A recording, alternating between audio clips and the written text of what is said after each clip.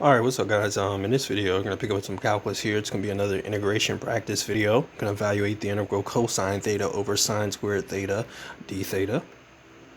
Okay, so all this integral requires is just a little bit of rewriting.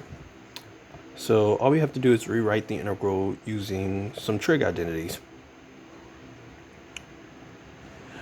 So recall that the integral of cosine theta over sine squared theta, I can just write that as the integral of 1 over sine theta times cosine theta over sine theta.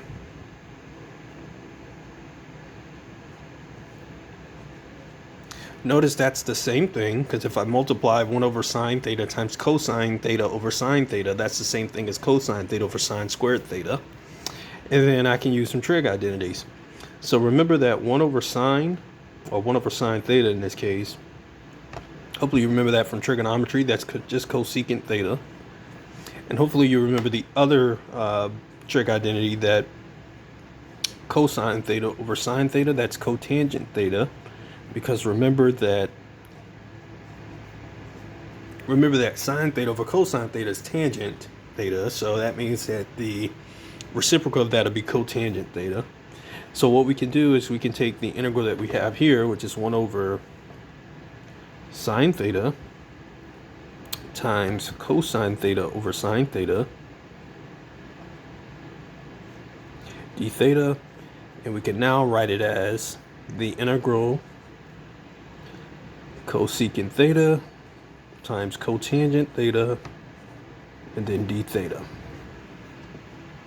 And hopefully you remember this integral from your table of integrals. This just gives us negative cosecant theta.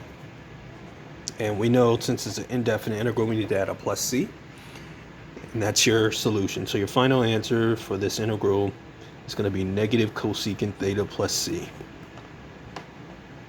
No u substitution, no by parts, no trig substitution, no partial fractions. Just a simple integral that just required the use of some trigonometric identities, and we arrive at our answer. All right. So if you guys have any questions about how I got my answer, please let me know. I'll be more than happy to discuss it with you. But that's going to be it, guys, and I'll see you guys next time.